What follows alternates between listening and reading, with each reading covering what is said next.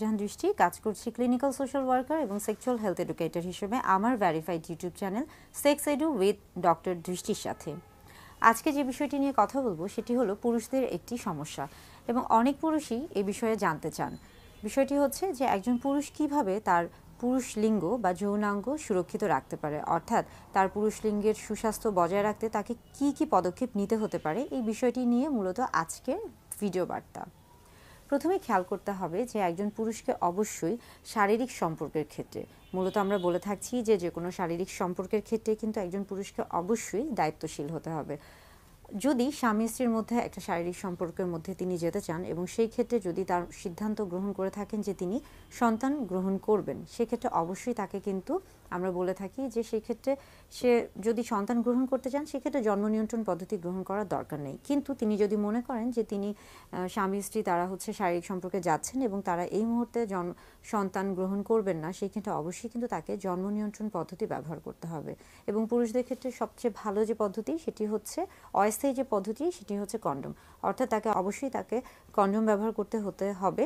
কেননা কন্ডোম ব্যবহার করলে একদিকে যেমন জন্ম নিয়ন্ত্রণ পদ্ধতি নিরোধ করা যাচ্ছে এবং পাশাপাশি কিন্তু বিভিন্ন ধরনের যৌনবাহিত যে রোগগুলো রয়েছে সেগুলো থেকেও কিন্তু নিজেকে সুরক্ষিত রাখতে পারছে। অর্থাৎ একজন পুরুষ যদি তার পুরুষ লিঙ্গ বা যৌনাঙ্গের স্বাস্থ্যকে যদি সুরক্ষিত রাখতে চায় সেক্ষেত্রে অবশ্যই কিন্তু তাকে কন্ডোম ব্যবহার করা উচিত বা কন্ডোম ব্যবহার করতে হবে। পাশাপাশি বলে থাকি যে পুরুষ লিঙ্গ বা যৌনাঙ্গকে অবশ্যই পরিষ্কার পরিচ্ছন্ন রাখতে হবে এবং সেই অঙ্গে পরিষ্কার পরিচ্ছন্নতা বজায় রাখা উচিত। তা না হলে দেখা যাবে যে বিভিন্ন ধরনের জীবাণুর সংক্রমণ হয়ে থাকবে, যেমন আমরা বলে থাকি যে ব্যাকটেরিয়া, ভাইরাস বা ছত্রাক জাতীয় বিভিন্ন ধরনের রোগ জীবাণুর সংক্রমণ হয়ে থাকবে এবং সেই ক্ষেত্রে কিন্তু অনেক সময় অনেক রকমের সমস্যা হতে পারে। পুরুষরা, বিশেষ করে পুরুষ লিঙ্গ বা যৌনাঙ্গের ক্ষেত্রে আমরা বলে থাকছি যে এটা যেহেতু আমরা শরীরের বাহিরের দিকে থাকছে এবং সবসময় কিন্তু ঢাকা থাকছে, যেহেতু আমরা বলে থাকি যে পুরুষ লিঙ্গের ক্ষেত্রে, যৌনাঙ্গের ক্ষেত্রে স্ক্রোটাম এবং পেনিস একটা ভাঁজযুক্ত স্থানে থাকে এবং একটার উপর আরেকটা লেগে থাকে, অর্থাৎ সেখানে কিন্তু ঘাম হওয়ার সম্ভাবনা অনেক বেশি থাকে। সেই জন্য আমরা সবসময় বলছি যে সেই জায়গাটাকে অবশ্যই পরিষ্কার পরিচ্ছন্ন রাখতে হবে, শুকনো রাখতে হবে, ভেজা রাখা যাবে না। ভেজা থাকলে কিন্তু ফাঙ্গাস জাতীয় জীবাণুর সংক্রমণটা বেড়ে যায়, অর্থাৎ ছত্রাকের সংক্রমণটা বেড়ে যেতে পারে। সেই ক্ষেত্রে যেটা করতে পারেন যে আপনারা হয়তোবা কিছুদিন পর বা সপ্তাহে 2 দিন বা 1 দিন আপনারা একটা অভ্যাস করতে পারেন যে আপনারা অবশ্যই আপনাদের যে পুরুষ লিঙ্গ রয়েছে বা যৌনাঙ্গ রয়েছে সেই অংশটিকে ভালো করে পরিষ্কার করুন।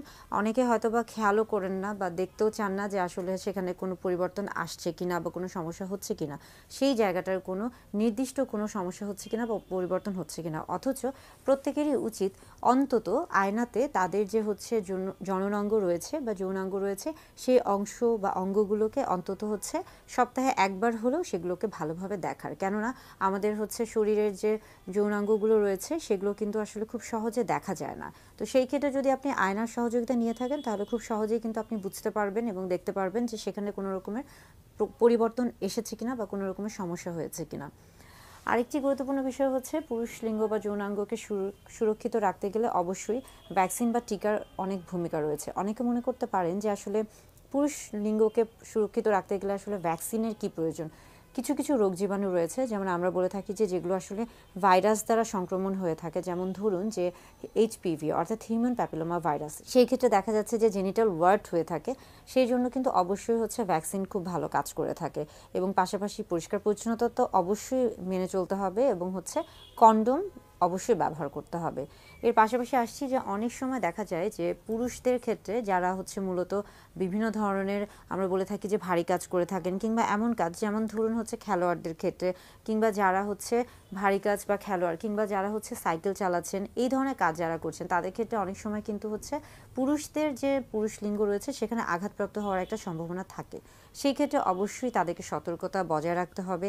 বিশেষ করে সাইকেলে যারা ব্যবহার করছেন বা যারা সাইকেল চালাচ্ছেন তাদের ক্ষেত্রে খেয়াল করতে হবে যে তারা যে আসনটিতে বসছেন সেটা যেন তাদের জন্য আরামদায়ক হয়ে থাকে, সেটা যেন এমন না হয়ে থাকে যে তার পুরুষ লিঙ্গে অন্ডকোষে চাপ পড়ছে এবং পরবর্তীতে এটা থেকে তিনি কোনো সমস্যায় ভুগে থাকেন। পাশাপাশি আরেকটা গুরুত্বপূর্ণ বিষয় যে অনেকে যৌন শক্তি বর্ধক বিভিন্ন রকমের ওষুধ বা প্রসাধনী গ্রহণ করে থাকেন কোনো রকম চিকিৎসকের নিয়ম বা পরামর্শ ছাড়াই। সেটা কিন্তু কখনোই করা যাবে না এবং অনেক ক্ষেত্রে যারা মূলত খেলোয়াড় রয়েছেন, অ্যাথলেট রয়েছেন, তাদের ক্ষেত্রে দেখা যায় যে তারা আসলে অনেক ক্ষেত্রেই কোনো রকম নির্দেশনা না ছাড়াই, চিকিৎসকের পরামর্শ ছাড়াই স্টেরয়েড জাতীয় ওষুধ গ্রহণ করছেন। এবং এই ক্ষেত্রে দেখা যাচ্ছে যে একটা পর্যায়ে গিয়ে কিন্তু তার যে আমরা বলে থাকি যে তার যে হচ্ছে হরমোন রয়েছে সেটা তো একটা সমস্যা তো হতেই পারে, এবং পাশাপাশি পুরুষ লিঙ্গ অনেক সময় চুপসে যেতে পারে, অনেক সময় কিন্তু সেখানে হচ্ছে শুক্রাণুর পরিমাণও কমে যেতে পারে, অর্থাৎ শুক্রাণুর যে উৎপাদনটা সেটা কিন্তু হচ্ছে বিঘ্ন হতে পারে। একটা পর্যায়ে কিন্তু দেখা যেতে পারে যে তার মধ্যে বন্ধ্যাত্ব দেখা দিচ্ছে। অর্থাৎ স্টেরয়েড জাতীয় এই ধরনের যে হচ্ছে ওষুধগুলো রয়েছে সেটা কিন্তু চিকিৎসকের পরামর্শ ছাড়া কখনোই গ্রহণ করা উচিত না। এবং এই ক্ষেত্রে কিন্তু অনেক সময় পুরুষদের ক্ষেত্রে স্তন বড় হয়ে যেতে পারে। অর্থাৎ যে কোনো ওষুধ গ্রহণের ক্ষেত্রে অবশ্যই হচ্ছে খেয়াল রাখতে হবে, তা না হলে পুরুষ লিঙ্গের কিন্তু একটা হচ্ছে বিশাল সমস্যা হয়ে যেতে পারে। এখন আসছি যে সকল পুরুষদের ক্ষেত্রে সার্কামসিশন করা থাকে, অর্থাৎ যাদের সার্কামসিশন করা থাকে তাদের ক্ষেত্রে কিন্তু তুলনামূলকভাবে ইনফেকশন হওয়ার সম্ভাবনাটা কম থাকে। অর্থাৎ তাদের মধ্যে ইনফেকশন বা ইনফ্লামেশন, প্রদাহজনিত যে সমস্যাগুলো দেখা যায় সেগুলোর সম্ভাবনা কম থাকে।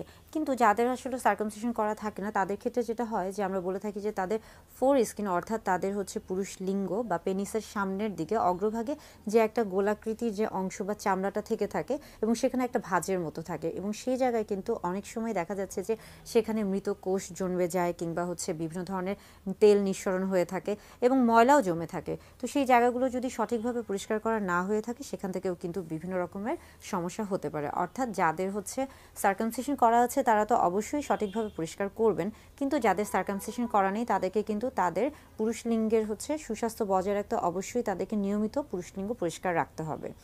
অনেকে অতিরিক্ত পরিষ্কার করার ক্ষেত্রে কিন্তু বিভিন্ন রকমের প্রসাধনী ব্যবহার করতে চান। সেক্ষেত্রে বলে রাখি যে আসলে হচ্ছে আপনি আপনার যৌনাঙ্গ পরিষ্কারের ক্ষেত্রে মৃদু সাবান বা শ্যাম্পু ব্যবহার করতে পারেন। সেই ক্ষেত্রে কিন্তু অতিরিক্ত এমন কোনো সুগন্ধি জাতীয় হচ্ছে প্রসাধনী ব্যবহার করার কোনো প্রয়োজন নেই। তা না হলে দেখা যায় যে অনেক সময় কিন্তু সেটা অতি সংবেদনশীল একটা অবস্থায় তৈরি করে থাকে এবং সেখান থেকে কিন্তু বিভিন্ন ধরনের অ্যালার্জিক একটা হচ্ছে রিয়াকশন বা প্রতিক্রিয়া তৈরি হয়ে থাকে। অর্থাৎ পুরুষ লিঙ্গ বা জননাঙ্গের যে স্বাস্থ্য রয়েছে সেটাকে সুরক্ষিত রাখতে বেশ কিছু পদক্ষেপ রয়েছে। এবং পুরুষদের হচ্ছে খুবই গুরুত্বপূর্ণ যে দুটি সমস্যা দেখা যায়, একটি হচ্ছে আমরা বলে থাকছি যে লিঙ্গ উত্থানজনিত সমস্যা এবং আরেকটি হচ্ছে দ্রুত বীর্যপাত। এই সমস্যাগুলোর সাথে আসলে রক্ত সঞ্চালনের যে ভূমিকা সেটা কিন্তু বিশেষ গুরুত্বপূর্ণ। অর্থাৎ আমরা বলে থাকছি যে প্রিম্যাচুর ইজাকুলেশন এবং ইরেকটাইল ডিসফাংশনের সাথে ব্লাড সার্কুলেশনে একটা খুব গুরুত্বপূর্ণ ভূমিকা রয়েছে। সেই ক্ষেত্রে অবশ্যই আপনি আপনার স্বাস্থ্যকে সুরক্ষিত রাখতে এবং আপনি আপনার পুরুষ লিঙ্গ বা জননাঙ্গ সেগুলোকে সুরক্ষিত রাখতে, বা আপনি যদি চান যে আপনার যৌন জীবনে যেন কোনো হচ্ছে বিরূপ প্রতিক্রিয়া না হয়, সেই ক্ষেত্রে অবশ্যই কিন্তু আপনাকে প্রতিনিয়ত বা প্রতিদিন চেষ্টা করতে হবে নিয়মিত অন্তত 30 মিনিট হাঁটা বা একটা হচ্ছে হালকা কোনো ব্যায়াম করা। এটা কিন্তু অবশ্যই আপনার হচ্ছে একদিকে যেমন আপনার স্বাস্থ্যকে ভালো রাখবে, অন্যদিকে কিন্তু আপনার যৌন স্বাস্থ্যকেও ভালো রাখবে। অর্থাৎ হাঁটা বা যে কোনো ধরনের ব্যায়াম অন্তত 30 মিনিট দৈনিক, এটা খুবই কার্যকর ভূমিকা পালন করে। আপনি চাইলেই আপনার স্বাস্থ্যকে সুরক্ষিত রাখতে পারেন, এবং সেই ক্ষেত্রে যদি সেটা হয়ে থাকে যে আপনার হচ্ছে যৌনাঙ্গ বা জননাঙ্গ সেগুলো সুরক্ষিত রাখা কিন্তু আপনারই দায়িত্ব, এবং এই কাজগুলো কিন্তু আপনি খুব সহজেই করতে পারেন। খুবই ছোট ছোট পদক্ষেপ নিলে আপনার এই কাজগুলো আপনার জীবনকে এবং আপনার যৌন জীবনকে খুব ভালো রাখবে, সুস্থ রাখবে। তাই আমার মনে হয় যে প্রত্যেকটি পুরুষেরই আসলে এই নিয়মগুলো মেনে চলা উচিত।